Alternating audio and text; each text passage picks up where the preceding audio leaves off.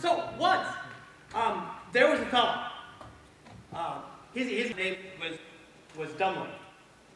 And oddly enough, his name was pretty accurate. He was not the sharpest knife in the drawer as far as his family was concerned, nor was it the brightest bulb. Okay, we've all been there before, right? Felt like that? That was Dummling. He had two older brothers, Tom and Will, who were strong and smart and handsome and good looking. And of course he lived with their father and mother, and his parents really liked Tom and Will a lot because they were strong and smart and handsome and good looking. Dummling, not so much, you know.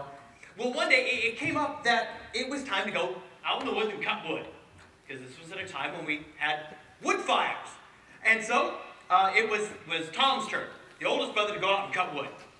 So his mom made him a wonderful lunch. She packed him up, probably the best lunch you could think of. Maybe one that was a nice big bucket of KFC, and a pound of French fries, and a package of Oreos, and an orange. Oh, and a 2-liter of Coke. And Tom headed off with his lunch and his axe into the woods. And he got to the forest, he sat down on a log, and he pulled out his lunch to start eating it. I looked over, and there was this little man standing next to him, about this tall, in a little red suit with a pointy hat. The little man says, "Oh, hello there. So that's a nice lunch you've got. I don't suppose you'd share some of it with me, would you? I'm awful hungry. I ain't eaten in a couple of days." "Share with you? No way. If I shared with you, I wouldn't have enough for me." "All right, suit yourself then." Well, Tom ate his lunch. And after he finished his lunch, and he ate all of it, he waddled over and picked up his axe. Hi-ya! He missed the tree, whacked himself right in the leg with his axe. Huge gash of blood everywhere. It was disgusting. He hobbled home. His mom had to stitch it up. Oh, it was awful. Well, next day, they still needed wood cut. So they sent Will out to cut the wood. And his mom packed him up, let's see, she had a whole great big personal pizza. Oh, and another one too, because they weren't very big. And a couple of dozen chocolate chip cookies, and a big bag of kettle chips, salt and vinegar. 2-liter of Mountain Dew. He was ready to go. Off he goes. He got there and he sat down on his little log and he took out his lunch, and right next to him was this little man. Little red suit, little pointy hat. The guy says, "Hello there. That's a nice lunch. I love chocolate chip cookies. I don't suppose you'd share with me, would you? I haven't eaten in a long time." "Share with you? No way, man. If I don't, they're barely enough to feed me. I'm hungry." "Fine. Suit yourself then." So Will ate his lunch. And he hobbled over, picked up his axe. Hey-ya! Right in the leg. Huge gash of blood everywhere. His mom had to stitch him up, and the next day, his mom said, "I don't know what we're going to do. We may starve to death. We haven't got anyone to cut wood." And Dummling said, oh, send me, I want to go cut wood, send me. "Dummling, your older brothers gashed their legs open. You'll probably kill yourself." "Oh, come on, Mom, let me cut wood." Very well. So she put him together some lunch. She had some moldy cheese left, and a couple of crusts of stale bread, and an apple that didn't have too many bruises on it. And so Dummling took his lunch and headed off into the woods. I'm gone, some more. And he sat down on a little log, and as he started to open his paper bag, he heard a little voice. "Oh, there, Dummling. Say, you've got lunch. I don't suppose you'd like to share with me, would you? I haven't eaten in some time." And Dummling looked at the little man in the red suit, and he said, "Well, sure, I ain't got much, but you're welcome to have some if you like moldy cheese." And Dummling reached into his sack and pulled out a rotisserie chicken, and party potatoes, and green bean casserole, and a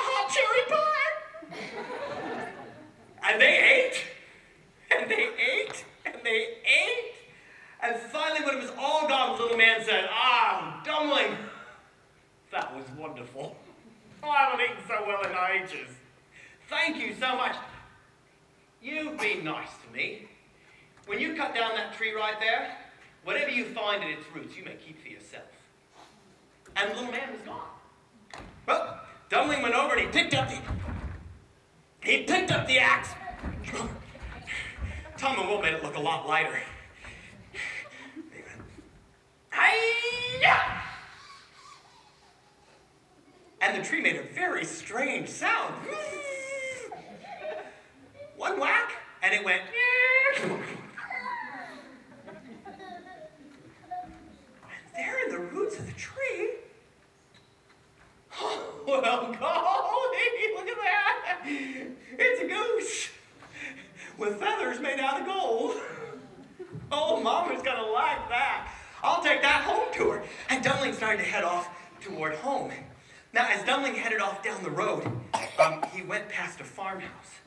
And there were a couple of sisters in the farmhouse looking out their window. And as Dummling passed, the sunlight glinted off his solid gold goose.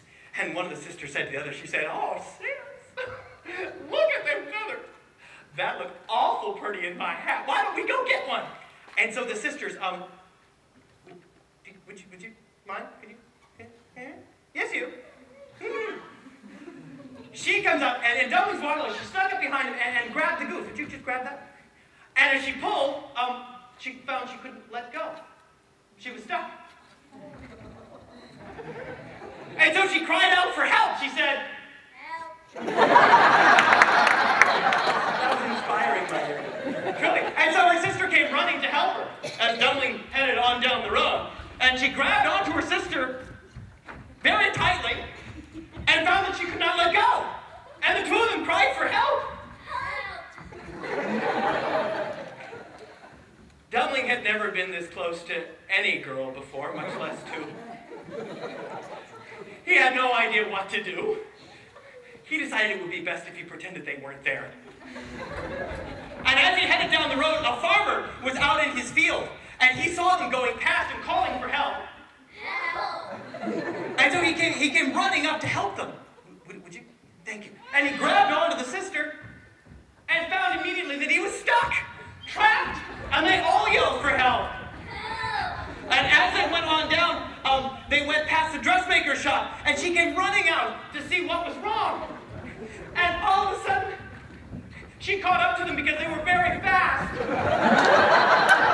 And all of a sudden, she was trapped. And then the pastor was looking out of his window and thought this was terribly. And he went running out to catch them. And soon, Dummling had an entire string of people going behind him toward town. And as they headed into town, they had to go past the king's palace. Now, inside the king's palace, of course, was the king's daughter. We're all going to pause for a moment, being stuck together. The king had one only daughter. He loved her dearly. She was beautiful. But she had a terrible affliction.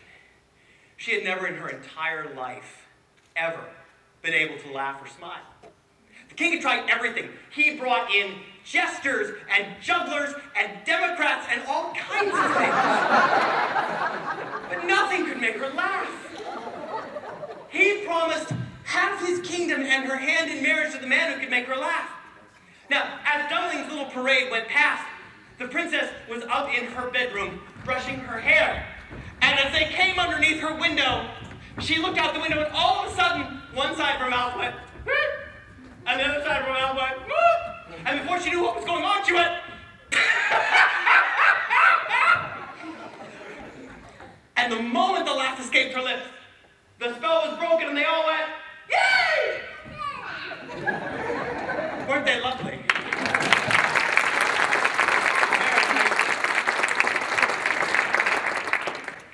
Well, the king was ecstatic. He came running out and he said, "Who has delivered my daughter from a great extremity and peril? Let me see this man." And so they brought Dummling to him, and Dummling said, "Hey there, king. Can I marry the girl?" And the king was horrified. He couldn't have that marry into his family. And he said, well, before you won her hand in marriage, of course, You must prove yourself worthy of her. A good king must have a kingly appetite. Follow me. And he led Dummling down into the cellars. And he opened a door, and he said, this is the storeroom for my bread. You may marry my daughter if you can eat the entire contents of the room before morning. Good luck. Oh, no.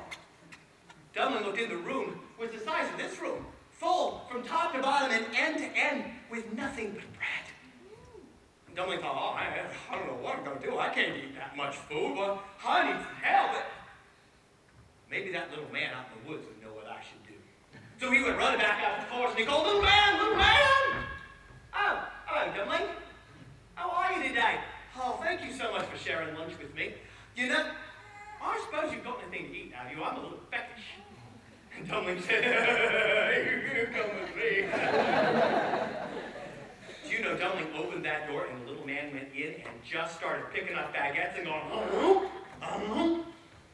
And by morning, that little man had eaten 987 baguettes, 5,000 bagels, 286 English muffins, and 15 onion rye loaves.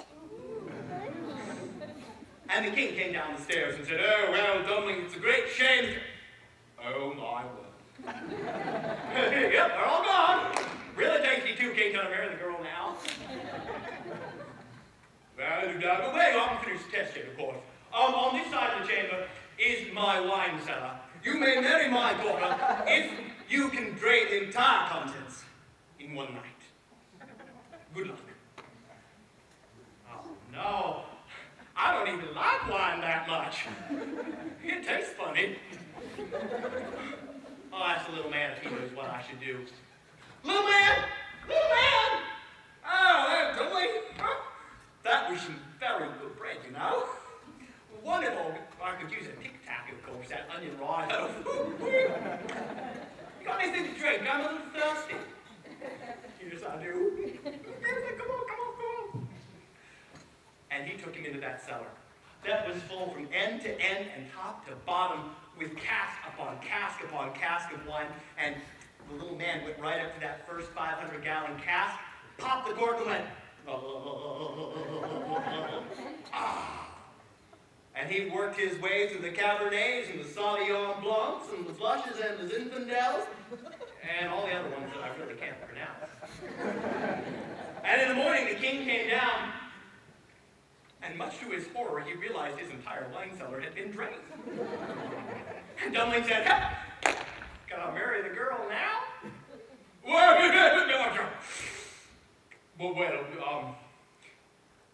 before you can marry her, you must present over the suitable wedding present.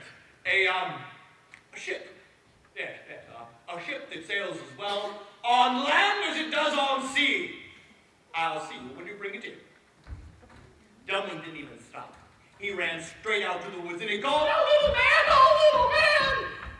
Oh, not so loud, Dummling. I've got a bit of a headache this morning, I'm not sure why. What is it? Oh, little man, I really want to marry the girl, but the king says I gotta give her this wedding present. That it's a ship that sails as well on land as it does on sea, and I can't build it. I can't do that. Oh, is that all? Oh, we should have said earlier. I got you one for a wedding present. It's over on the lake right now. And Dummling went over to the lake, and there it was, riding on the waves, a beautiful ship, painted a sparkling crimson with golden sails. And as Dummling stepped up on it, the anchor weighed, the wind filled the sails, and they sailed towards shore. And as they got closer to shore, the wheels came up, and they sailed straight down the high road, and he tossed out the anchor in the king's trout pond, hopped off the boat, and said, can I marry the girl now? And the king was forced to admit that perhaps Dummling was more resourceful than he might have thought at first. And so he was allowed to marry the girl. And they lived very, very happily for many years after that, because Dummling could make her laugh. And that, after all, is a very important thing. And that's Dummling.